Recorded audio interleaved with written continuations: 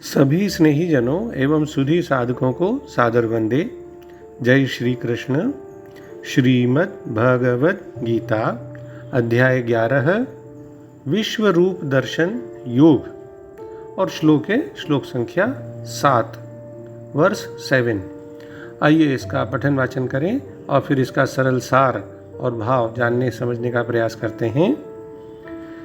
इहैकस्थं जगत् कृत्स्नं पश्याद्य सचराचरं मम देहे गुडाकेश यच्चान्यद्द्रष्टुमिच्छसि। इसका हिंदी में सरल शाब्दिक अनुवाद इस प्रकार है। भगवान अर्जुन को आगे कहते हैं, हे अर्जुन, अब इस मेरे शरीर में एक जगह स्थित चर और अचर सहित संपूर्ण जगत को देख तथा और भी जो कुछ देखना चाहता हो सो देख। यानी arjuna, behold as concentrated within this body of mine the entire creation consisting of both the moving and the unmoving beings and whatever else you desire to see। तो सबसे पहले हम पदच्छेद के माध्यम से संस्कृत शब्दों का हिंदी शब्दार्थ देख लेते हैं। भगवान कहते हैं, और गुडाकेश यानी अर्जुन, निद्रा को जीतने वाले को गुडाकेश कहते हैं, इसलिए अर्जुन का नाम गुडाकेश भी है। हे अर्जुन, अद्य अब, इह इस, मम यानी मेरे, देहे यानी शरीर में, एकस्थम एक जगह स्थित, सचराचरम चर और अचर सहित, कृत्स्नम यानी संपूर्ण सारे, जगत यानी जगत को, संसार को, पश्य देख, अन्यत तथा और च भी, यत जो कुछ, द्रष्टुम देखना, इच्छसी चाहता हो सो देख। तो जैसा कि आदि शंकराचार्य जी इस श्लोक की अपनी व्याख्या में लिखते हैं, केवल इतना ही नहीं, हे गुडाकेश यानी हे अर्जुन, अब तू मेरे इस शरीर में एक ही स्थान पर स्थित चर अचर सहित सारे जगत को देख ले तथा और भी जो कुछ, जैसे जय पराजय आदि दृश्य जिसके लिए तू हम उनको जीतेंगे या वे हमको जीतेंगे, इस प्रकार की जो शंका रखता था ना, वह सब कुछ या अन्य जो कुछ भी यदि तू देखना चाहता हो तो देख ले। यानी पहले तो भगवान ने उसको देखने के लिए कहा कि सब रूपों को देखो, विभिन्न आकृति रंगों वाले को। अब ये उत्सुकता उसकी और बढ़ जाए और उत्कंठा में बदल जाए या बहुत ज़्यादा जिज्ञासा में परिवर्तित हो जाए, इसके लिए ही वे विश्व रूप में दर्शनीय रूपों का उल्लेख करते हैं।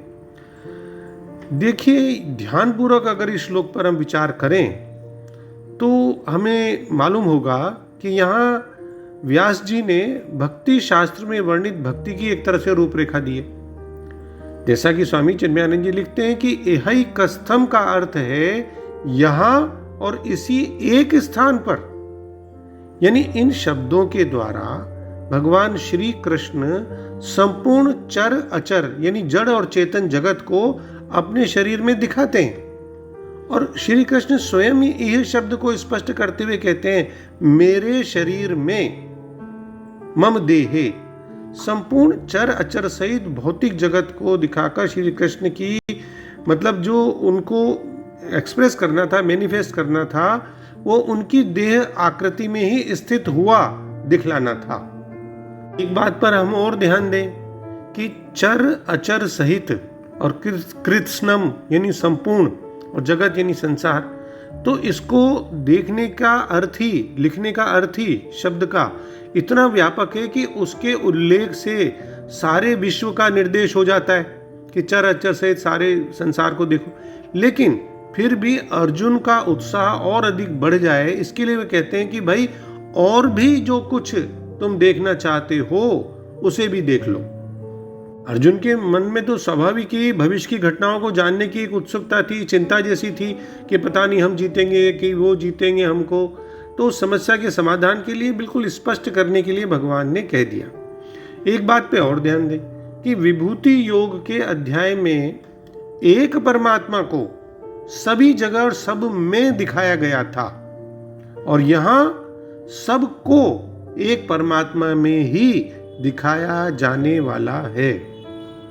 अर्जुन को भगवान ने विश्व रूप देखने की आज्ञा दे दी। अब अर्जुन को यह जिज्ञासा या शंका हो सकती है कि मैं इस रूप को कहां देखूं। इसलिए वो कहते हैं कि हे नींद को जीतने वाले अर्जुन, मेरे इस शरीर के एक अंश में चर अचर सहित संपूर्ण जगत को अभी देख ले, और इसके सिवाय तू और भी जो कुछ देखना चाहता हो वो भी देख ले।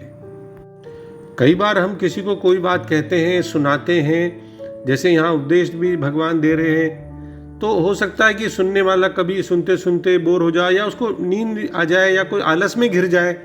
तो भगवान उसको याद दिलाते हैं कि तू गुडाकेश है, निद्रा पर तेरा अधिकार है, तो बिल्कुल सचेत तू रहेगा, ऐसी भगवान को उम्मीद है। और वो उसको एक तरह से संकेत के रूप में कहते हैं कि तू आलस से हीन होकर बिल्कुल सावधानी से मेरे इस विश्व रूप को देख, पश्य, यानी सावधानी से एक तरह से देखने की बात होती है।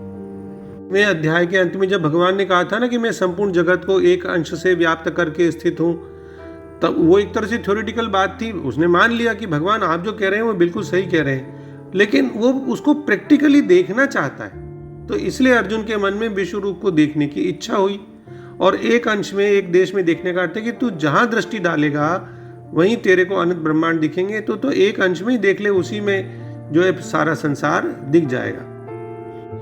और यच्चान्य द्रष्टुम इच्छसी, यानी जो कुछ देखना चाहता है, हो सकता है कोई भूतकाल की देखना चाहता है तो भी दिखेगा अभी वर्तमान में, वर्तमान की बातें भी दिखेंगी, और जो भविष्य में आने वाली घटनाएं या बातें वो सब दिख जाएंगी। सब कुछ यहाँ वर्तमान में ही है, इसलिए जो देखना चाहता हो वो देख ले। पर अर्जुन और क्या देखना चाहते थे? वही अपने संदेह था उनके मन में कि युद्ध में जीत हमारी होगी या कौरवों की, दूसरे अध्याय का 6वां श्लोक। इसलिए भगवान कहते हैं कि वह भी तू मेरे शरीर के अंश में देख ले। पहले अध्याय के 25वें श्लोक में भगवान ने अर्जुन के कहने पर रथ को दोनों सेनाओं के बीच में खड़ा किया, जहाँ की पितामह भीष्म द्रोणाचार्य आदि खड़े हुए थे, उनके सामने जाके खड़ा किया। और फिर कहा, इन कुरु वंशियों को देखो, कुरुन पश्य, यानी भगवान तो कृपा ही करना चाहते थे। गीता प्रकट होनी थी, वो गीता को प्रकट करना चाहते थे, क्योंकि यदि भगवान ऐसा नहीं कहते तो अर्जुन को वो दिखते नहीं, मोह होता नहीं, वो शोक में गिरता नहीं, गीता का उपदेश प्रारंभ होता नहीं। तो एक तरह से भगवान ने अपनी तरफ से कृपा करके गीता को प्रकट किया। इसी तरह से भगवान ने आगे बढ़ के कृपा करके कह दिया कि मेरे किसी एक अंश में संपूर्ण जगत स्थित है, 10वें अध्याय का अंतिम। अब यही बात नहीं करते तो फिर अर्जुन के मन में विश्व रूप देखने की इच्छा भी नहीं होती। इच्छा ही नहीं होती तो विश्व रूप दिखाने की प्रार्थना कैसे करते? और जब प्रार्थना ही नहीं करते तो भगवान क्यों और कैसे अपना विश्व रूप दिखाते?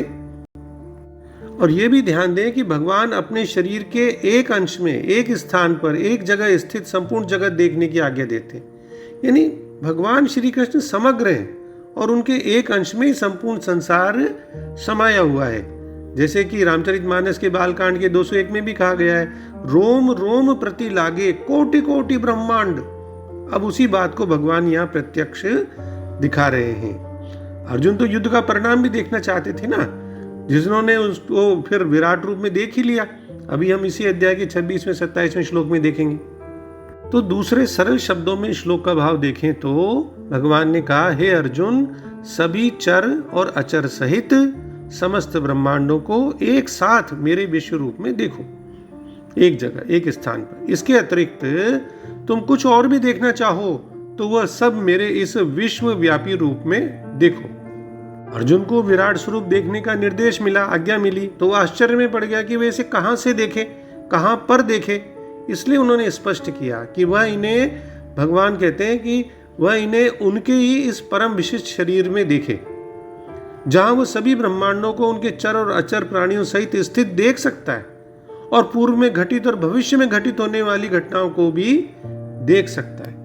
तो अंत में हम डॉक्टर राधा कृष्णन जी के सरल शब्दों में इस श्लोक का अर्थ और भाव पुनः देख लेते हैं। भगवान कहते हैं, हे गुडाकेश यानी हे अर्जुन, यहाँ अब तू सारे जगत को देख और जो कुछ तू देखना चाहता है उस सब को मेरे शरीर में स्थित एकत्र हुआ देख। यानी यह सब वस्तुओं का एक परमात्मा में दर्शन है। जय श्री कृष्ण। ओम श्री कृष्णार्पणमस्तु। डॉक्टर BK शर्मा के प्रणाम और किसी भी भूल अथवा त्रुटि के लिए क्षमा। सर्वे भवन्तु सुखिनः, सर्वे सन्तु निरामया।